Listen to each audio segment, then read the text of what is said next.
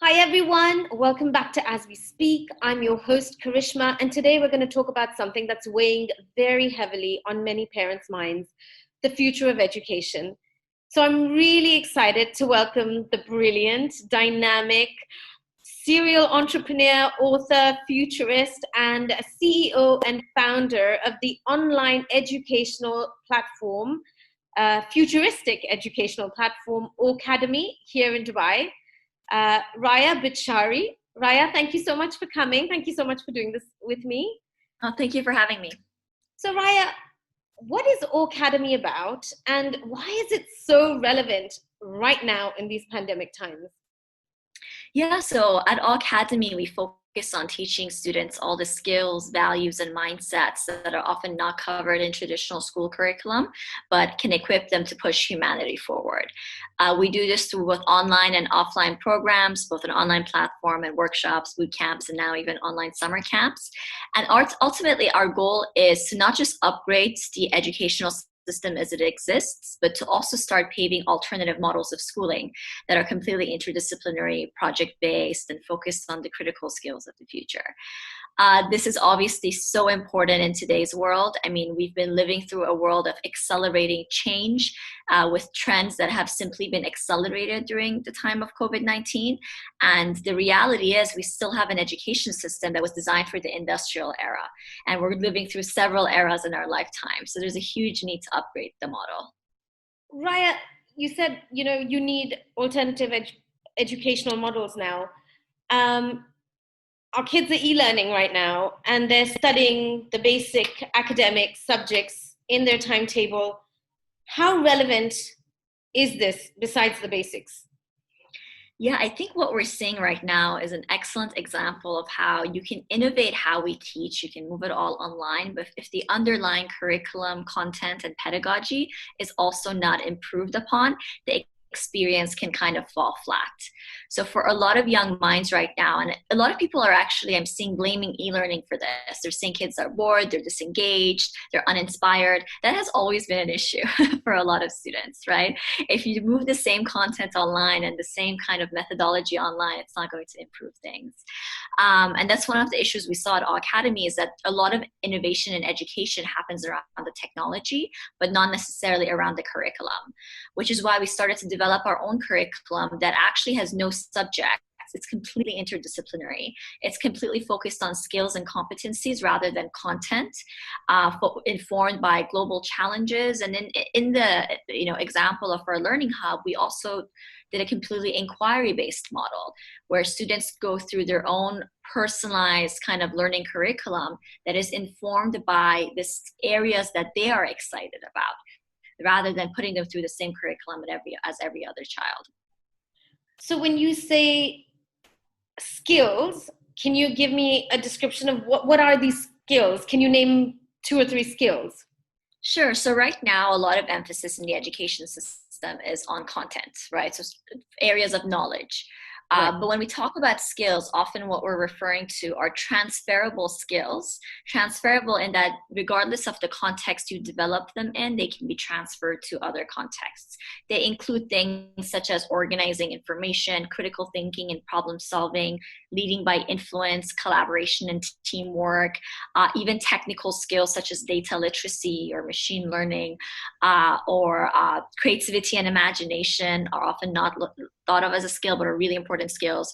You can develop these skills, let's say, in the context of entrepreneurship, but they could potentially apply in the context of being a scientist or being a marketing agent, right? So these transferable skills are pretty universal. And why they're interdisciplinary.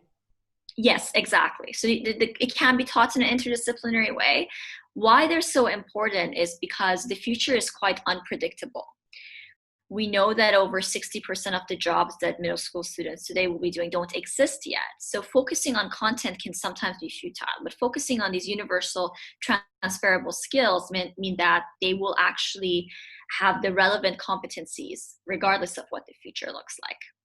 So I think these 3 months, as you said, have shown that e-learning can be done, with the content, with the academics. But what these 3 months have also shown glaringly is that there is absolutely no replacement for the interaction between a child and a teacher, a kid and his friends, all those inter-house competitions, things like that.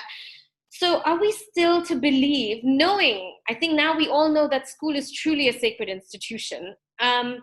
Knowing this, are we still to believe that robots and AI and VR can replace this kind of human interaction? Well, I don't think that was ever the argument. So advocates, most advocates for, pushing truly radical and alternative models of schooling aren't arguing that we replace the entire system and make it online. I completely agree that the current situation is not ideal. In fact, at Awecademy, we've always believed in a blended learning model where you have both online and offline programming, as I mentioned earlier. So no, I don't believe, but what I think we need to do is change the role of school to exactly that. What we've also learned from e-learning is that a lot of knowledge can be gained independently at home. There's no reason for a teacher to be lecturing at students or using classroom time to just present content, right? Instead, school time or classroom time should be focused on socialization, collaboration, getting feedback, forming meaningful relationships, getting social emotional support from mentors and educators. That's what schools should be focused on. Whereas time at home can be spent, consuming content or doing independent guided learning. So ideally, you have an interaction of the two. And I won't say that technology can replace the human interactions or human education. It can augment it and improve it. What will the school of the future look like? How will you imbibe this future into the bricks and the mortar? How do you think a school should do that? Yeah, so I think the challenge you have right now is everyone's trying to really change an existing legacy system or tweak it. Whereas I think the approach that is more powerful is to design an entirely new system. So there's an exercise that I often like to do is imagine schools didn't exist as they are right now. Imagine we didn't have to iterate them or tweak them. Imagine you had to design an entire school system from scratch that was well suited for today's world. What would the characteristics of that school look like? Now, the way I envision it is that we have schools, or let's say learning hubs, that exist all around the world, but you don't necessarily have to go in from 7 a.m. to 5 p.m. every single day of the week. We offer students kind of flexible emergent schedules. And time at the learning hub, as I mentioned before, would be focused on socialization and collaboration, whereas time at home or learning online would be spent on the actual meaty content that students can do on their own. But beyond that, I believe one of the key characteristics of the school of the future is that we have to replace exams, which currently takes so much of the bandwidth from teachers and students, with purpose-driven and personalized assessments. There is no reason why a student can't be assessed by their impact on the world, or by the effort that they've put in, or by their sheer creativity and imagination in working on a project. So we need to expand how we assess young minds in order to start measuring those critical skills and competencies that actually matter. Another thing that I would change dramatically is this idea of subjects. We currently box content into these subjects, whereas reality is actually completely interdisciplinary. Subjects just exist in our minds. And by limiting students into these boxes, we're actually inhibiting their creativity and their ability to think across disciplines and make cross-curricular connections. Finally, I really believe that we need to not just completely redesign the curriculum, but how we teach. Learning needs to be an awe-inspiring experience that is interactive, that is engaging. Learning should be done in the schools through workshops and games and fun activities. And even online learning needs to be much more interactive and project-based than it is currently. Yes. I love the word awe-inspiring because I think everyone needs so much inspiration right now.